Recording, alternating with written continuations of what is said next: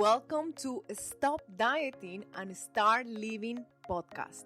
I am your coach, Natalia Rodriguez, and I will be guiding you to get in the best shape of your life for the rest of your life by combining my coaching experience with the psychology behind the human eating behaviors and some simple brain science. Get ready to be coached by me. I am so excited, guys. We have today a very special guest that it goes very close to my heart. Her name is Cristiana Santos. She's a very good friend and an amazing psychologist. She uses therapy through MDR, and have you ever heard about this? Coaching for entrepreneurs. And she helps them or us, because I was one of her clients, to rewire the brain to help to achieve this success in life and in business. And some of her clients also struggle with emotional eating, overeating, because it's also part of the brain. So we have her today to talk a little bit about this and tell us her experience with her clients. So welcome, Cristiana. Thank you so much for the time. Oh, thank you so much, Natalia. And thank you so much for that introduction. I'm all blushed. And thank you so much. You're amazing, and it is such a pleasure to be here on your podcast and talking to your lovely audience, all the amazing people that you can help as well. So hi to everyone listening, and well, it's a pleasure talking to you and to Natalia. Well, I'm glad. And okay, so let's start with something I always admire about you before we, well, after I started actually talking about more emotional eating and the impact of weight gain, weight loss with this, I noticed you are a natural eater. You don't diet. I actually want, like, if you ever diet, and you commented that no. And lately you did a live that also impacted me. It was about the way you see your body. So it was amazing. So I would like to start a little bit with that, with your experience with dieting, with the way you see yourself. And from there we start. Okay, so I used to diet. Really? Yes, I used to diet. I used to diet, I used to weigh myself. I had a book. Before I had a book, and I'm talking like in my 14, 15-year-old me, I used to go to the pharmacy. I lived in Portugal back then, and I would go to the pharmacy, and on the pharmacy you have those scales where they give you they have a paper that with your weight, your height, your BMI. Yeah, I remember. So I used to save them by date, so I would know my weight fluctuations. Every time my mom would go to the pharmacy, I wanted to go with her so that I could weigh myself. And she encouraged me and my sister. I have a younger sister as well. So from a very young age, I start weighing myself. A while later, I start, those tape measures that the seamstress used to kind of take your measurements so that they can do your clothes. I have one of those, and I used to measure my ankles, my thighs, my hips, my waist. What are you telling me? I didn't know this about you, Cristiana. Oh my God. And I had, by then, when this started to happen, I already had a book. Like I've always been very, very organized. I had a notepad where I write my expenses and everything, like where I spend money, like from a really young age. And then I had another one for my weight and my measurements. And I would do this at least once a month. Other times, if I felt really uncomfortable, I would even do it weekly. Moving on to my 20s, early 30s, I would also have a scale at home that would tell me my the consistency of my body, how much water I had, how much muscle I had, all of it. I had a mom who was I have a mom who is very, very beautiful, who was always very concerned with her appearance and her image. So she used to talk about it, and she used to buy a lot of creams, body creams, facial creams, So I started with her, getting this idea of like, this is how you should look like. And I remember asking her to buy, I saw it on TV, an ad for a cellulitis cream. And I asked her because I thought like, oh, I have that thing on my thighs. I didn't even know what cellulitis it was, but when they did the thing of pinching your thighs and seeing all the bumps, I did that. I remember doing it vividly, and I had it, and I thought, oh, okay, so this means I'm fat, so I need this cream. I asked my mom to buy it, and she bought it for me. The fact that she bought it meant that, okay, yeah, this is a problem that I really need to solve. Wow. So I oh my God, wait a second. This is insane, Cristiana. Look, I never thought that, especially because, yeah, you do it when I was eating with you. Sometimes you see it so normal, like normal in a way that you don't worry about anything. So this is interesting because do you think your mom ever put you in a diet or something like that? Or you alone, you like how you think you came up with those thoughts? Well, before that, before when you were a kid. I can also tell you that when I was 16, I had anorexia. Wow. Yeah, I know your face. People can't see your face, but you're really shocked. Yes. This was not the interview I thought you were going to have. This is not planned, guys. I'm really shocked. But I'm amazed. I'm really hooked with your story because this is even better than I expected. Yeah. So I had anorexia. Let me just clarify something. I had a lot of problems at home. My parents were fighting a lot. So there wasn't a healthy environment at home. But at school, I was good. I was a very good student. Teachers liked me. I was bullied, so I wasn't very well liked from the beginning. I changed schools a lot as well, but it kind of got to a point where I realized that where I'm good at, it's at school and grades, and then I started having a steady group of friends. But I didn't have a boyfriend. It was around that age where you start having boyfriends, and I didn't have a boyfriend. And my best friends, they were really thin and petite and small, and I felt fatter than them. And I realized that I was so busy at the time because I decided to create the student association at the school, and I ran for president, and I opened the language clubs, and I was doing all of those things. And I was very busy, not only with school itself, but all of those activities. And while I was busy, I didn't feel hunger. And when you don't feel hunger, you don't eat, and you start losing weight, and people start telling how great you look. So it wasn't like I decided I'm going to start dieting because I want to lose weight. It was just something that started to happen. I just started an event in your life. Yeah, so it was just like this combination of stress, because it was stress. This is when I started overworking. When I was 15, 16, that's when I started overworking. It was my escape from my home. It was a place where school was a place where I controlled, where I felt valued and worth it and enough, and everything that I could do, not only for myself, but also through the things that I did, I would also was helping other students. So I was also the confidant of almost everyone in my school. They would come to me with their problems. I wanted to be a doctor by then, but they told me to be a psychologist because my profile was more of a psychologist than a doctor, because I was always solving everyone's problems. That's the moment I realized I had anorexia.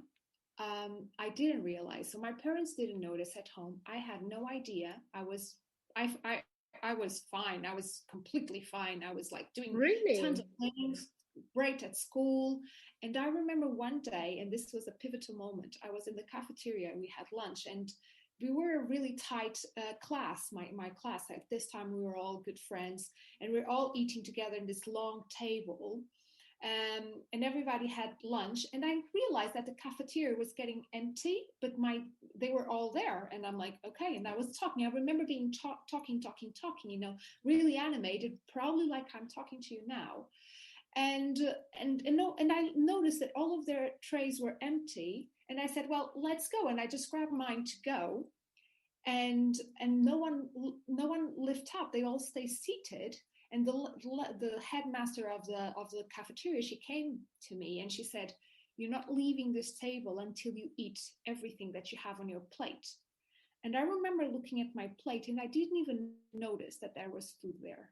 I remember looking at it and thinking, but I ate everything, and I look at it and it was full. I didn't even Wow. touch my food. It was like food didn't even matter in my life. It was like it didn't exist. It wasn't something that I had to make myself not want. It was something that I didn't even crave. It didn't exist. Wow. And they kind of made that intervention, and I said, no, but I eat. I'm okay. And I remember arguing with them and saying, I'm okay. Everything is fine. I'm okay. And she was like, no, you're not. And I'm going to talk to your mom because we think you have a problem. You've been losing a lot of weight. We've been noticing that you haven't been eating and you're not leaving this table. And I remember staying there, feeling embarrassed, ashamed. I'm sorry, I'm getting a little bit emotional now, but almost wanting to cry of like, but I thought I was in control. I thought I was in control. And you're basically, they didn't know what was going on in the rest of my life. And for me, it was like, but I thought I was in control. And you're telling me that this thing that was the only area of my life, which was school, where I was like acing it, I'm not in control and I have a problem, and everybody will be talking about this, that maybe I have a problem. Then, of course, she talked to my mom. My mom took me to a gynecologist because I didn't have my period for 3 months already. I thought it was a great thing. I didn't have my period. So it was like, I don't even need to worry about this. And it was because it was the gynecologist who diagnosed me with anorexia and explained to me why I wasn't having a period. And it wasn't a good thing. It was a bad thing. And it was easy to recover because it wasn't something intentional.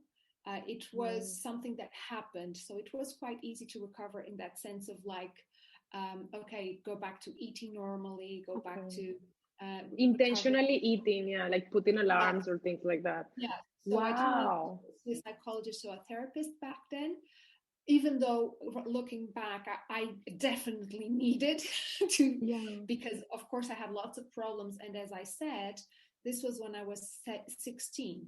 And I carried on dieting for many, many years of my life, and everything that I just mentioned to you, of trying to look my best. And even when I maintained my weight steady, there was something else happening. I'm going to say this because I know that some of you will relate to this, which was like, yes, I have the right weight, I have the right size of trousers. However, my butt looks like jelly. It moves, it shakes, and my thighs look like jelly. So yes, I may have the shape, but I'm really flaccid all over the place. And even when I went to the gym, I remember this. I was working with a PT at the gym, and he asked me to do something like really hold tight, like a plank or something. And he said, really hold your thighs, like really, make yourself really tense. And I was doing it, and he thought I wasn't, because he couldn't see the muscles clenching. So he kind of went there with his finger and he poked my butt, and he was like, oh yeah, you're doing it. And that really made me feel like, okay, I'm doing it, but doesn't matter, because you'll always see the flaccid fat that I have instead of the lean muscle that I can have beneath it. So you thought that's bad. You thought that was yes, not it was okay. bad. It was bad. It was bad, and it was bad, and it made me feel like I had a problem, that I wasn't good enough. And okay, this is the last one I'm going to tell you, because this also had a huge impact. I was walking on the beach with a friend of mine, and by then I must have been 28, 27, 28, I don't know, around that time, because I know it was when I met Alex, who now is my husband. And I was talking to her. I remember talking to her about, I met this guy, I don't know. And my friend, she was 50. Okay, she was 50, and she was, one of those 50 that does Pilates, yoga, all of that. And we were walking the beach and by the sea on our bikinis, and we passed this group of men. And as we passed them, she told me after passing them, she said, did you notice that when we were walking towards them, they were really checking you out?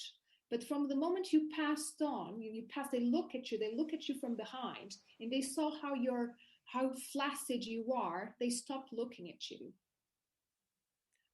And that made me feel like I'm not desirable. Here I am talking about this new man that I met that potentially can be my boyfriend, and she's telling me that, girl, you only show your front and your face, and never let anyone see you from behind, because they completely lose interest. She's an awful person. Oh my God. Well, she's not an awful person. She's the product of her generation, because she comes from the generation where my mom comes from, where you really need to rely on your beauty to be a successful woman. So it was a commodity. Wow. Well, I mean, awful person in the way that how you cannot be aware of what you're saying, and how you cannot be aware of telling these things to a person can impact, right? Yeah. Nowadays we would say this. Back then she was trying to be my friend by telling me that I should have the truth. Yeah. She's being my friend and telling me that my body needs some work. Okay. So I need to feel uncomfortable on my own body. So that's me. This is the real background story. Wow, what a story, especially because most of my clients, and including myself, we come from the opposite. Like gaining weight, like life, like throw us a curveball and we start gaining weight because we cope with food, those things. While in your case, you got completely busy, and then that's the way you lose weight until the point it was also not okay. So there is this middle point, and that's crazy. I think it's the first time I hear a story like this. Like I never thought that could be possible. It is because, and that's the case with most anorexias. The losing weight gives you a sense of control, gives you a sense that you are achieving something in life. Most women, if you tell them, I'm fat, everybody understands. Everybody, like, I need to lose weight. It's kind of a women's sympathy theme. Like, okay, we understand you. We're together in this fight of losing weight. But if you say, well, I lost weight, you know that everyone will get jealous of you. You know this. So it's like you succeed in life. It's like saying, yeah, I got the best job ever in my career. It's that thing that everyone wants, everyone aims at, is losing weight as a woman. That's what we've been told since we are born, basically. And it gives you a sense of control, because it means like you're controlling something. You may not control what goes around in your life. You may not control if you're loved, if you feel you're enough, if you feel like you're valued, but you feel like, I'm in control of my weight. And so if I'm losing weight, I know that at least women's in the world are trying to do this, and I'm acing this. I'm getting this right. Wow, that's very powerful. It is. Because that experience, what it gave me, because afterwards I am an emotional, I am till today an emotional eater, and everyone does emotional eating. Yeah. I also use food to cope with my emotions later on. I never became overweight, but I gained weight to the point of friends telling me like, oh, you need to lose weight. I went through all of that, of having to lose weight and things like that. But the thrill of that sense of control also stayed with me. And that's why I also always kept the record.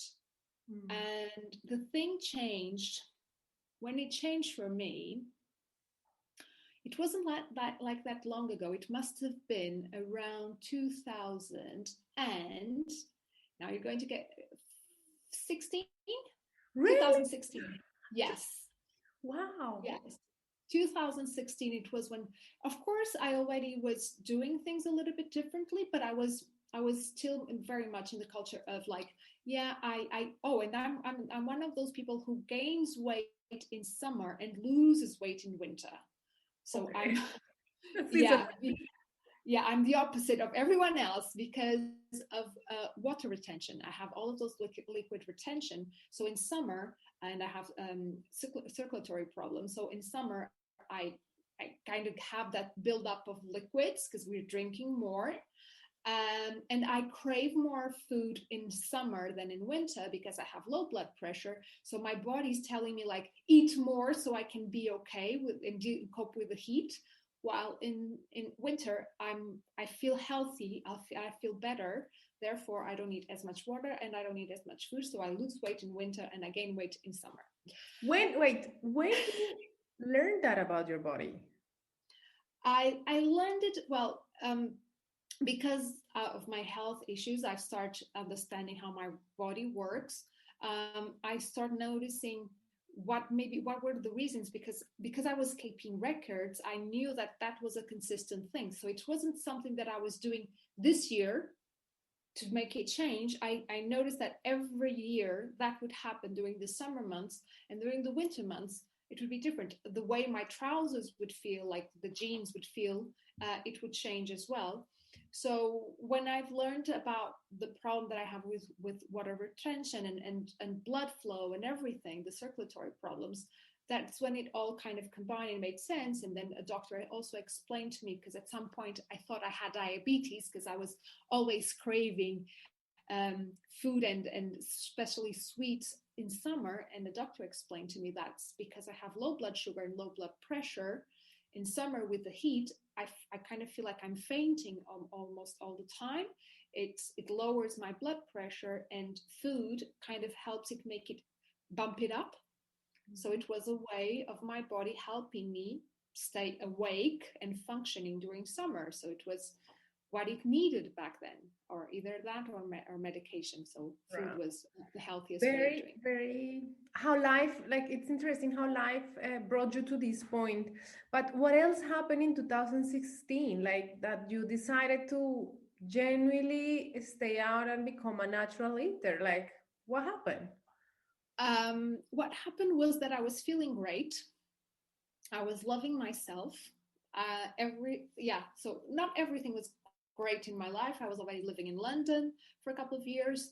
I was feeling great with myself. Like I enjoyed how I looked. I felt sexy. I felt beautiful. And then I would go on the scale and I had 61 kilos and I was supposed to be 57. Okay. And I thought like, I was going to swear. Go ahead. Freaking scale. I'm going to forget the scale because I'm going to trust how I feel. It was a decision. So it was a decision. It was my decision. It was like, okay, I feel great. The only thing that's telling me that I'm not great is the number on the scale or the number on my trousers. So if it is the number on my scale and the number of my trousers, I'm going to forget them both. So I stopped weighing myself. I just stopped it. And I also stopped worrying about what I ate, because by now I already noticed. I also tried the food journals. It didn't work very well for me because I'm not that methodic.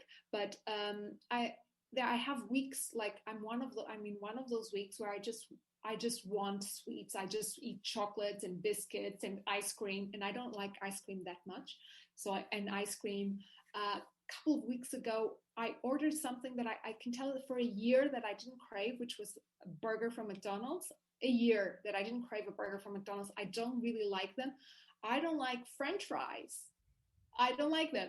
I don't like chips. But when I crave them, which is very weird for me, I eat them.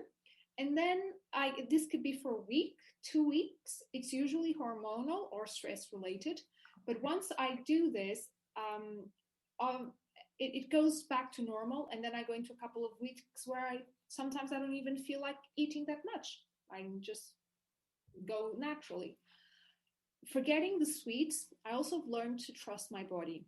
For example, in winter, I don't eat much fruit. I don't feel like eating cold stuff. Mm-hmm. But I eat more warm stuff. I feel like the need to eat warm stuff. Yeah. And I'm talking, for example, at breakfast. I eat a lot of porridge in winter.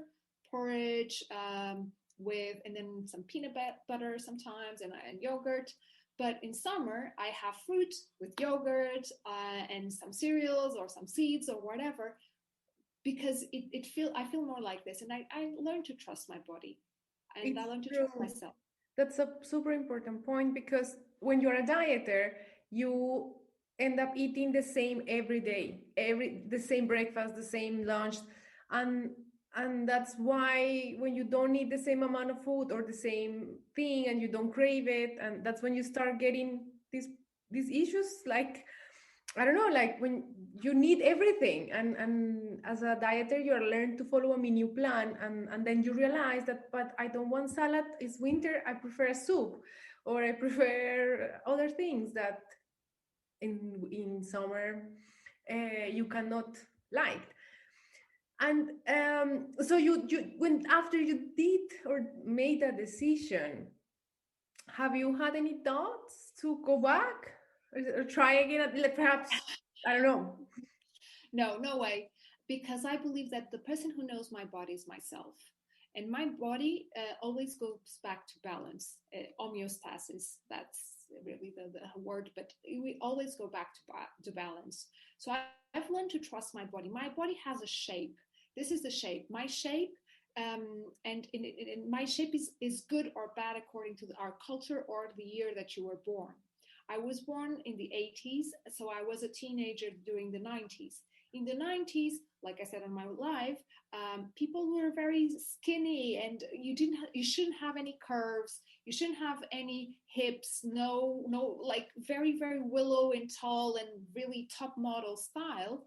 While today, you should have hips, and you should have bum, and you should have waist, and you should have boobs, and you should have everything very chisel, very everywhere, very ampulate style. So if oh, by the way, I can tell you that I have a thing with my and I told you before this interview, concealer for my, oh my gosh, I forgot, what's the name of it. Having The part under your eyes, the dark circles. Yeah, dark circles. I always had dark circles.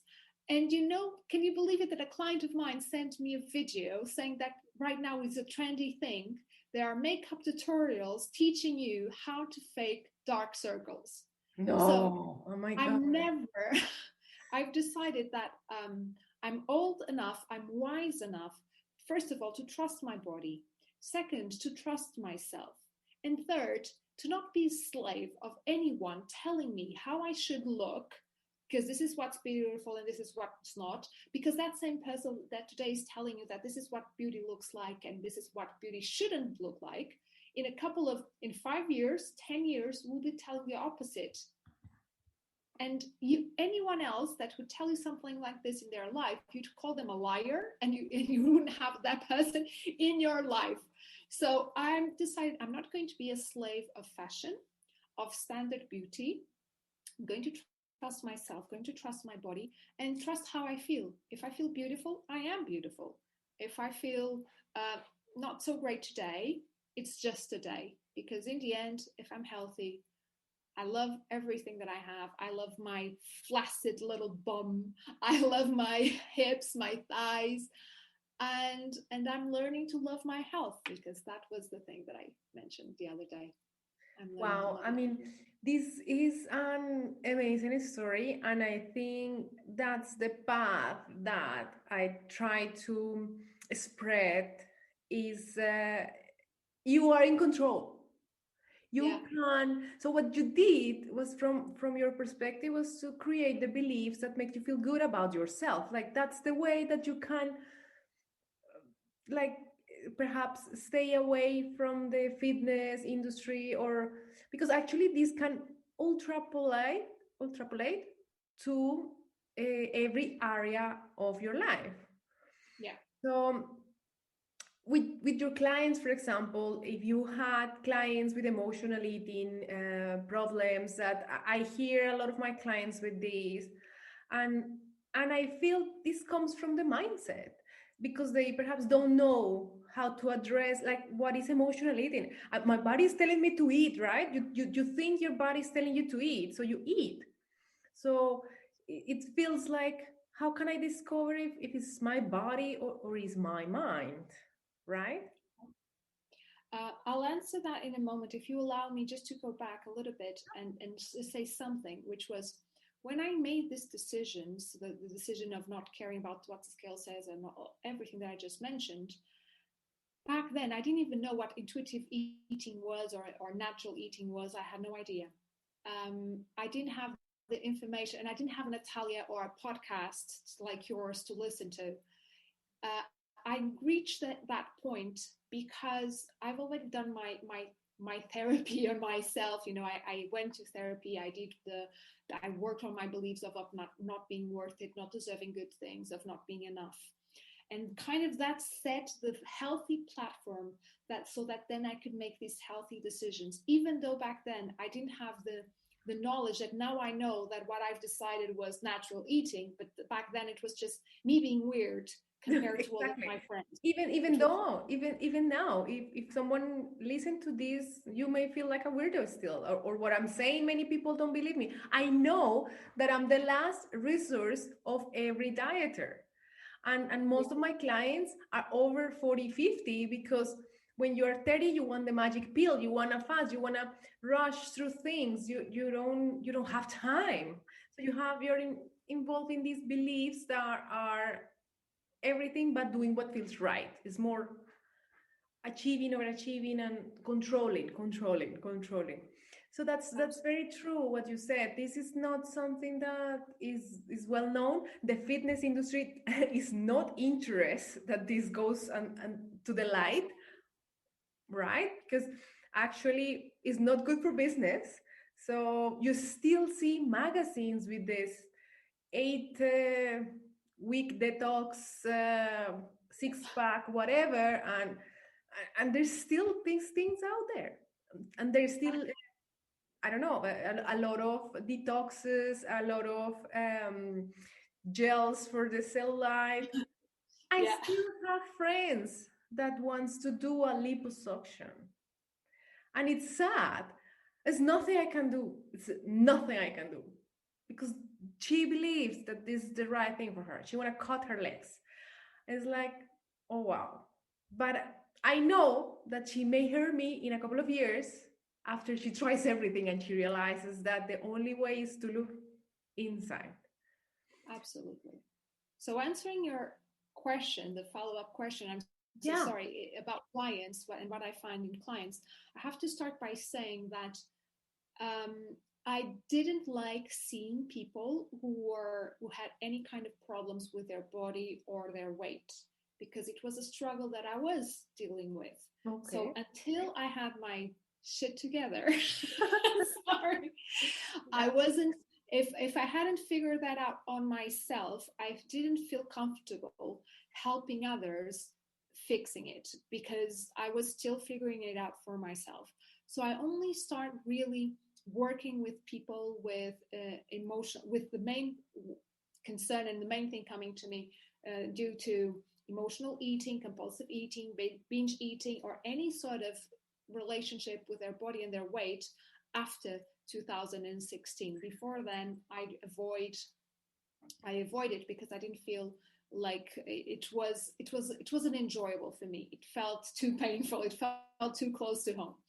And then I start working with these people, and now I really, really enjoy it. I feel it like kind of a mission, because, and if I'm going to use your platform to sell it, the mission is not to not anyone have a mother like I have. My mom is amazing, but I would love my mom to say I'm beautiful, I love my body, and to teach me how to love my body and every little thing. It's not just about the weight, it's about loving your nose, loving your acne, loving your scars, loving your dark circles, your flaccid legs, even if they're really skinny, loving your body like in every little piece of you. So it's not just about the person today, the woman today that comes to me to work with this. And because we were talking about mindset, it's not just the mindset of the one in front of me. It's the mindset of that one and the impact that she's going to have in future generations, not only on her family, but also on the people surrounding her, or her friends. Yeah, that's certainly what I'm also trying to do. And it's like, perhaps we can make a better world in a couple of years, 100 years, whatever, doesn't matter. But it's true, like trying to help people to understand that it's better if you do what it feels right. Exactly. It's better if you do what feels right. But, and now let me go back to the first part. Like when someone comes to me and they have binge eating, emotional eating, they don't feel happy with how they look. There's one thing that I always say. First thing is, let's not change a thing for now. Not change anything until we change the source, the reason why they develop that behavior. For example, imagine that I'm trying to think of some. Oh, I have. I'm going to talk about this girl in particular because it was a really interesting one. So she came to me because she listened to a podcast that I did, a podcast, an interview that I did, and where I kind of talk about some of these things. And she came to me and she said, I'm overweight, I binge eat, I can't control myself, and then I go into guilt, shame, the normal thing. Mm-hmm. Yeah, the normal path.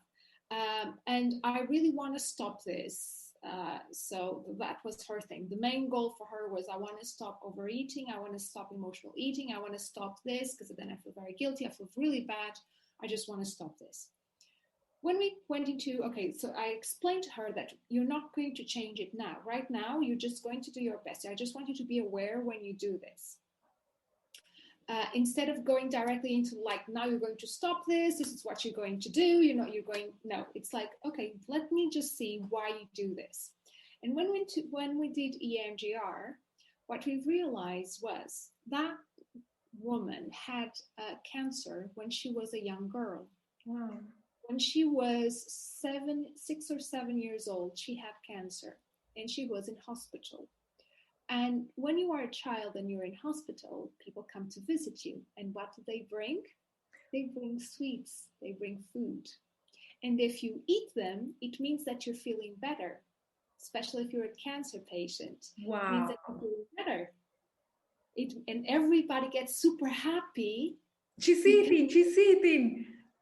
Yes. So she sees that they bring her food, and everybody, like the mom, the uncles, the grandparents, they all come at different times and they all bring different foods and they all stay very, very happy whenever she eats. Because for the adults, if you have a cancer patient and you have a child and they have an appetite, it means that they're recovering well. I mean, I think that happens with everything. When you are sick, it happens in all stages. Even doctors tells you, if you're eating, that's a good sign. Well, so that young girl that spent a year in hospital for a year, that was being wired in her brain. And when she left the hospital, I don't know if you know this, but they have to keep going back every year to do checkups to make sure that they're healthy. And every time when she was a young girl, every time that she was, sad, upset with something, and she didn't have an appetite, her family would get really, really worried that she might have she might have a fallback. So even though it was no longer directly related to cancer or to that, in her mind was a way of pleasing people. Eating was a way of pleasing the people that I love. So if right now she was really stressed at work and she felt like she wasn't good enough at work, her brain went into, I know how to deal with this. We eat. This is what we do. We eat, and people really stay very pleased because we eat. And so it became the number one. It was the instruction. It was programmed in her brain, like, we please people by eating. People in your life, they get happy when you eat. So she, even though no one was even seeing her eating, but that was the instruction that she had on her brain. We would never knew this unless only because we did EMDR. We were able to uncover this. And the moment that this was rewired into like, I don't need to eat to please anyone, and food is just food. It was just something for a child, and the head says nothing about me and who I am today. She was free of that. She stopped eating. She started eating not naturally and normally, and then that's when she goes into and finds someone like you, Natalia, and she was like, okay, I want to learn how to eat normally because now I have no reason there's no emotional reason, there's no rational mindset, limiting belief wired in my brain that's telling me that I need to eat this way. Yeah, that's interesting and very wow. Like how we can how can our brain help us, right? Because it's trying to help us creating these ways of coping with emotions and with things in our lives. I was also remembering that when I start eating emotionally, I was always a thin eater. But when I eventually something in my life happened, my only friend was food.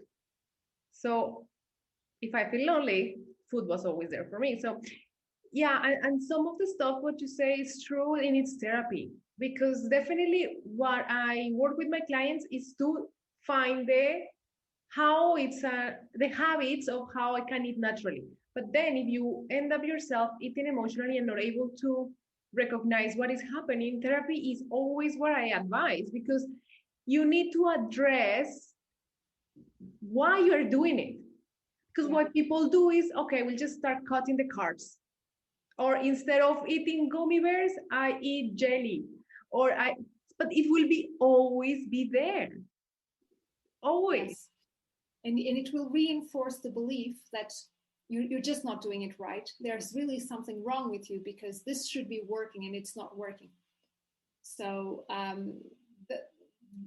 actually those habits of like, let me try this, every single diet that you go into without really addressing the reason why you're doing this, and then creating healthy habits like working with someone like you, you're really just reinforcing your limiting beliefs, because you will always fail because you're not addressing the real cause that sometimes you don't know. Like I don't know. Sometimes I start working with a client and I don't know. I only know when I go into their brain and rewire. Can I share something that we worked on? Sure. Okay, so because you mentioned when we worked together, and I remember this vividly. I remember when we worked on you leaving food on your plate. Oh, it was so dramatic. I couldn't.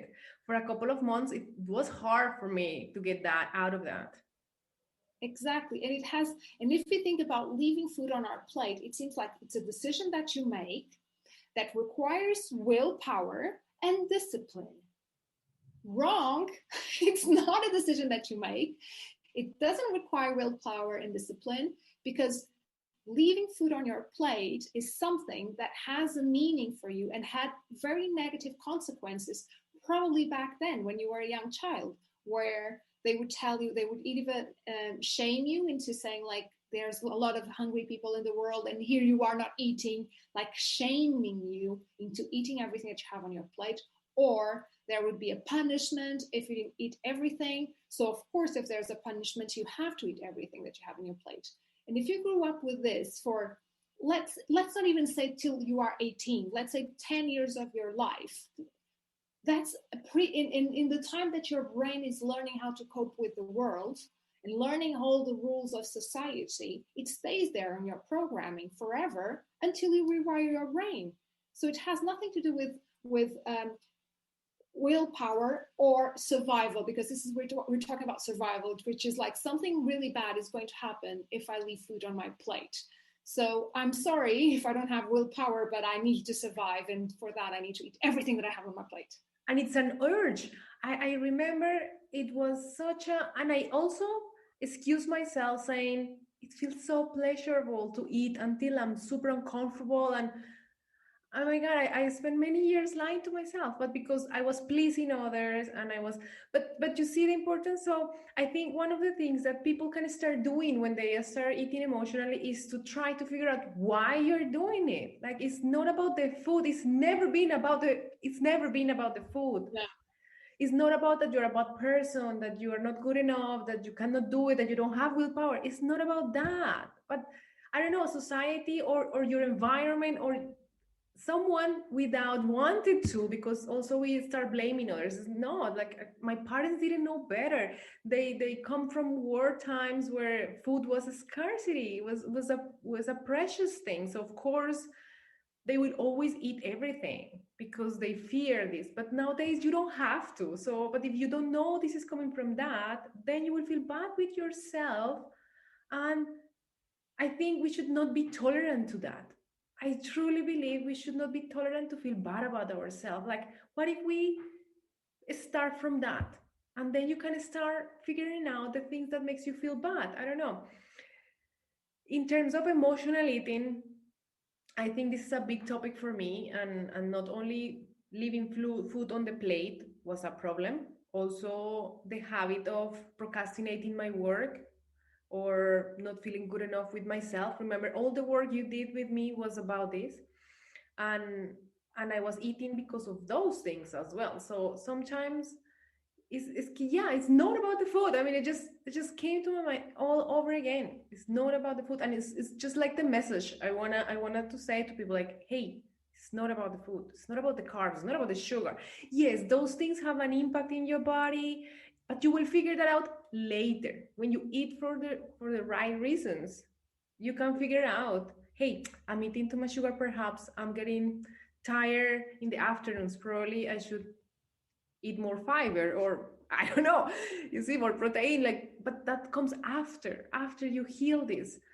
So any advice that you can tell to people how to come back to this body trust, like if they wanted to try something on their own, what could it be that they could do? So first thing I would say, and this is a question that you asked me earlier, that then the topic just digressed. How do you know that you are emotionally eating, or you're eating because you need to eat or for some other reason? Yep. So you know this when you go and eat. It's a practice. First of all, it's a practice. It's not something that you will. I'll tell you this, and from now on, you'll always know. It's a practice. Whenever you go to eat, or you're in the sofa and you feel like eating something, you feel like, I eat something, I need something. First of all, think to yourself, when was the last time that I ate? Does it make sense that I'm hungry now? If you think of like, oh yeah, I ate like 4 hours ago or 5 hours, I don't know. Okay, it makes sense that I can be a little bit hungry now or a little bit peckish now. Okay, it makes sense. If it's like, no, I ate half an hour ago or I ate 1 hour ago, maybe it's not hunger. Okay, but let's keep exploring. Other than that, what are you feeling right now? What are you experiencing right now? Are you bored? Are you worried? Are you anxious? Are you sad? What are you feeling right now? And if you notice what is it, like, oh, I'm doing this work and I really don't want to do it. Okay, so it can be avoidance. So what the issue might be, like, I want to avoid keep working. It's a way of me interrupting staying here working because I don't know, for any other, for because I find it very difficult, or I find it very boring, whatever it might be. Always, once you figure out the emotion, the reason why you're not eating, you feel like eating now, that emotion underneath it, please first tackle that emotion. Before you go and eat, try to tackle that emotion. If you are bored, try and do something else. Go for a walk.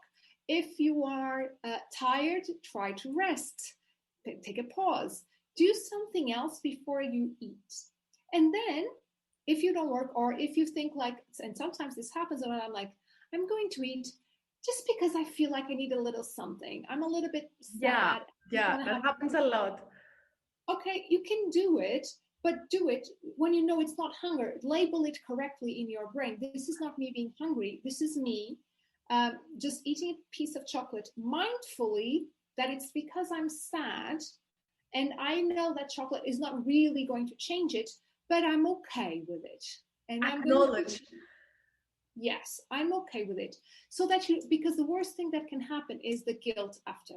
If you're going to eat something to then have guilt, don't eat it, because what's the point?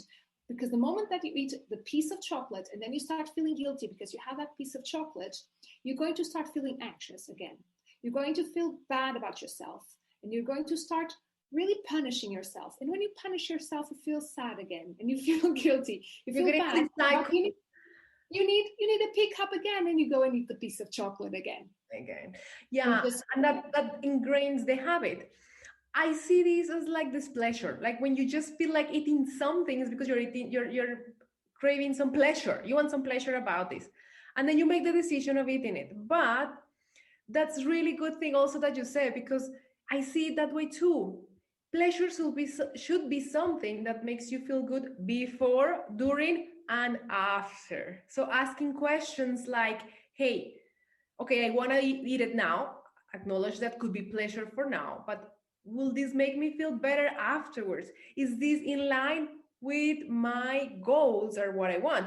Because we cannot forget that eating when we are not hungry can make you gain weight because your body is not needing that energy, so it will storage as fat.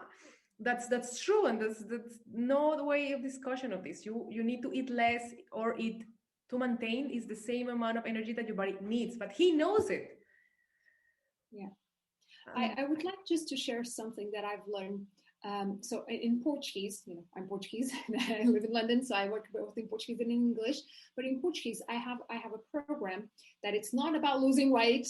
It's not about teaching how to eat or anything like it. It's just about it's therapy. It's group therapy. It's therapy on how to love your body. That's it.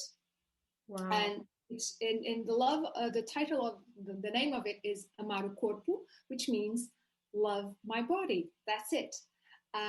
And whenever I have someone, oh, Cristiana, I wanted to lose weight. Do you think your program, I'm really thinking of joining your program. It's like, no, not the right thing for you. Here's that. If you want to try that, here is really to love your body. And it's not about the weight. As I said before, it's loving your hair, your thighs, your nails, your dark circles, your scars, your everything.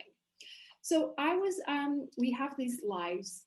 We have, everything's pre-recorded, and then we have the weekly lives. And one of the lives, I had one of the participants, and she was saying, I was talking about self-compassion and loving every little piece of your body and changing. If you want to lose weight, there's nothing wrong with losing weight, but you do it from a place of loving who I am, not I'm going to love myself once I lose the weight.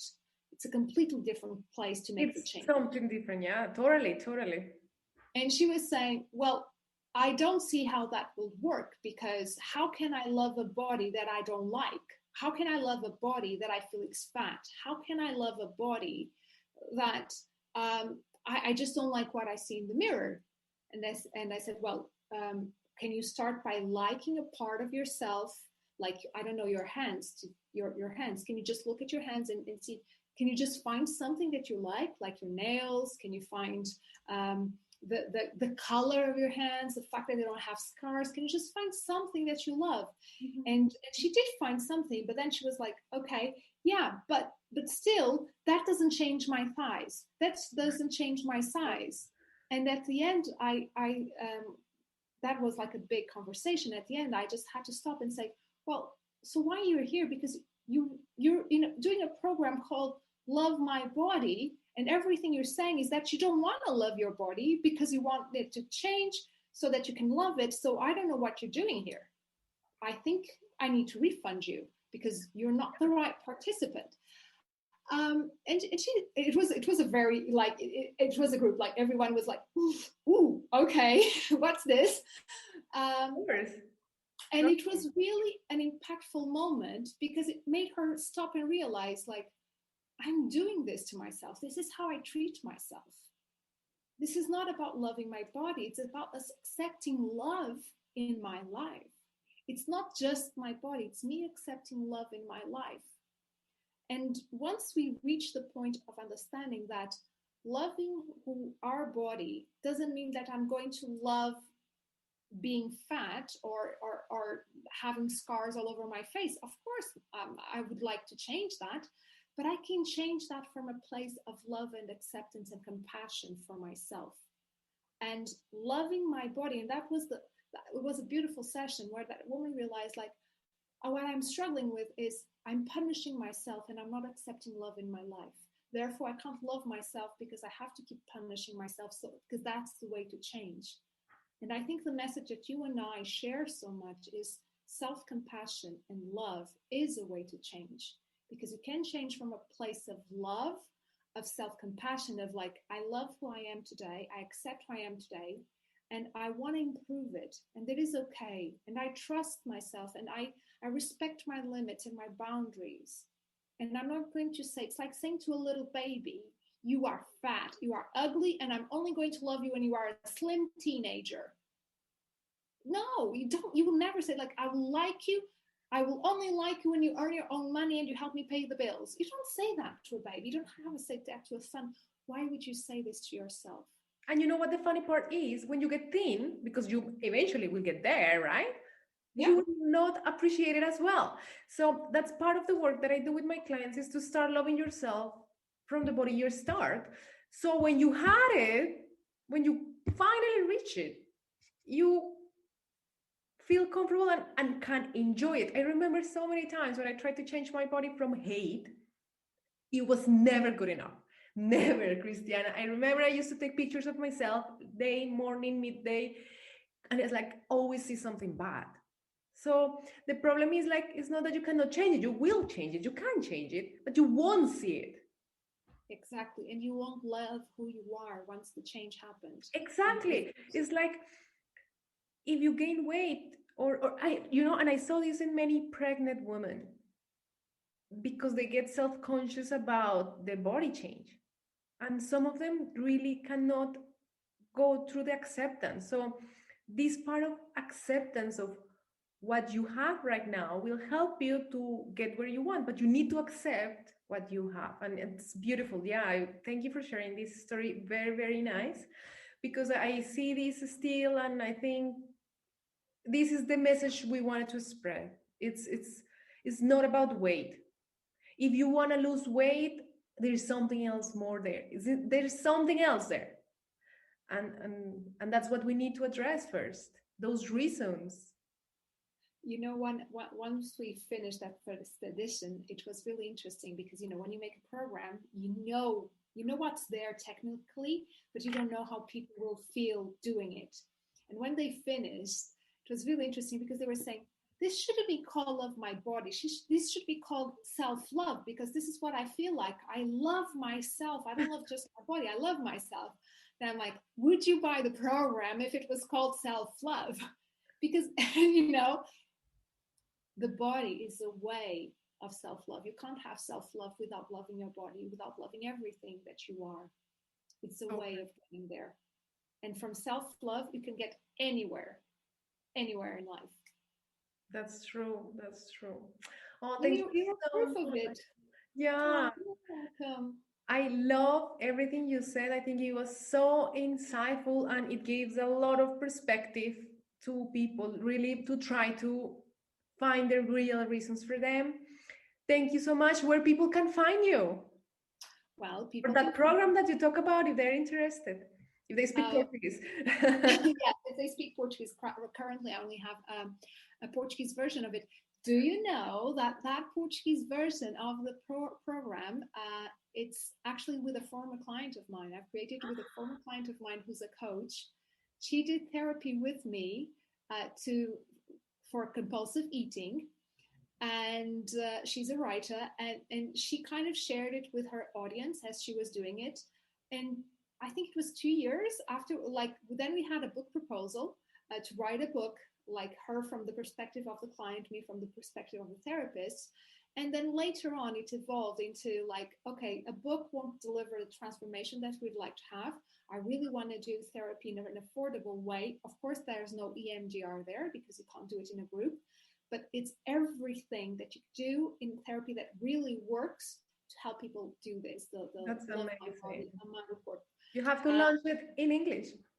I have, yeah, and maybe that's something we can do. Why not? I'm totally in. At some point. It's a part of spreading the message, right? Absolutely. So people can find me on Instagram, and it's at @CS_Cristiana Santos with no H. So CRISTIANASANTOS. I believe you leave it at some point. I will leave in the notes the link directly. And there you can find the links to everything, including if you speak Portuguese, to Amaro Group. And you're based in London, right? I'm based in London, and I work mostly online. Perfect. Thank you so much. Oh, thank you so much, Natalia. Thank you for listening, and I hope you liked this episode. And if you did, please leave a 5-star review on Apple Podcasts. That will support my cause, that is to impact as many of you to stop dieting and start living. For more information, you can find the link in the episode notes. I am also very active on Instagram, where you will find tons of information. Have a great one. Lots of love, your coach, Nat.